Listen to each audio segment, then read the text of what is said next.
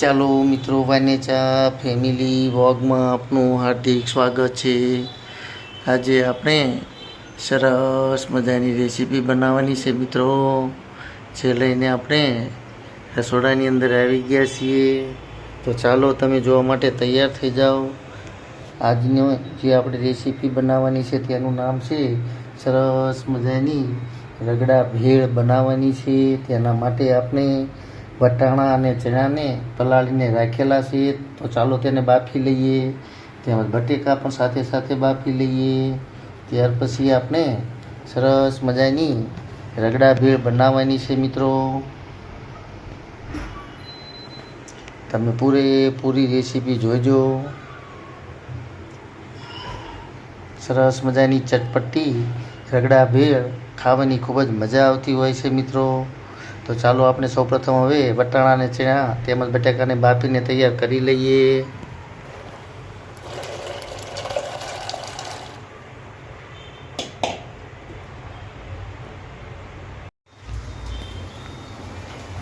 ચાલો મિત્રો, આજે આપણે સરસ મજાની રગડા ભેળ બનાવવાની છે। તો આપણા ચણા, વટાણા અને બટેકા સરસ રીતે બફાઈને તૈયાર થઈ ગયા છે। તો ચાલો હવે સરસ મજાનો રગડો તૈયાર કરી લઈએ, જેનો વઘાર કરવાનો છે। તેલ ગરમ થઈ ગયું છે, 1 ચમચી હિંગ પણ ઉમેરી દઈએ। કાંદા અને ટમેટા અંદર ઉમેરીશું।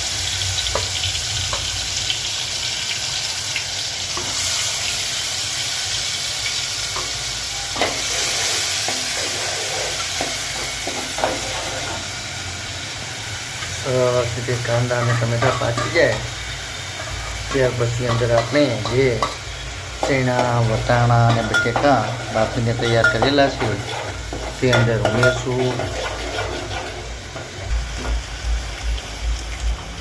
ચાલો મિત્રો, તો આપણા ચણા, વટાણા અને બટેકા પણ અંદર ઉમેરી દઈએ। સરસ મજાનો રગડો તૈયાર કરશું પ્રથમ આપણે, ત્યાર પછી ભેળ બનાવશું, રગડા ભેળ। સ્વાદ પ્રમાણે મીઠું પણ ઉમેરી દઈએ।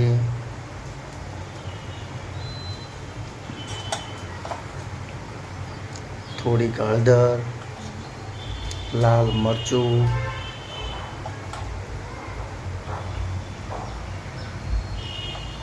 ધાણા જીરું તેમજ ગરમ મસાલો પણ થોડોક ઉમેરશું।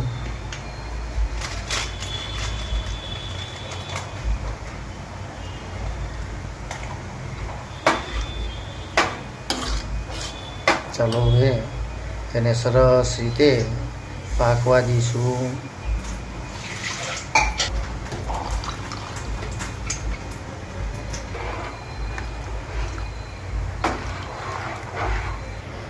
ચાલો લીંબુનો રસ પણ થોડો ઉમેરી દઈએ। સ્વાદ પ્રમાણે ગળપણ એટલે કે ખાંડ અથવા ગોળ પણ થોડો ઉમેરવાનો છે। થોડુંક આદું પણ સીણીની અંદર ઉમેરશું।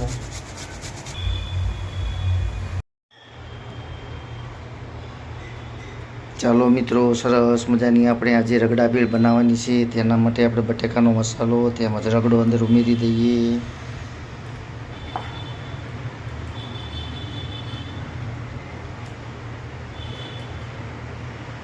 તેમજ થોડીક ચટણી,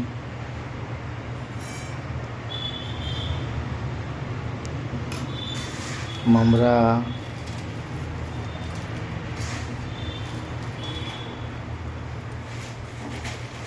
થોડીક સેવ પણ અંદર ઉમેરશું।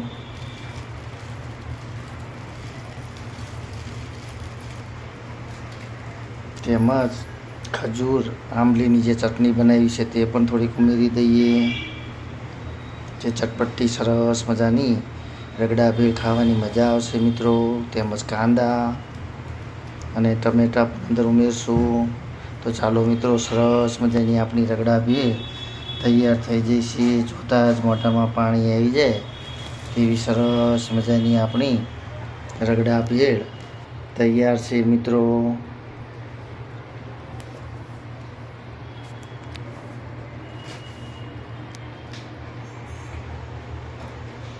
જો મિત્રો તમને મારી આ રેસીપી પસંદ આવી હોય તો ચોક્કસથી લાઈક કરજો, શેર કરજો અને સબસ્ક્રાઈબ કરજો.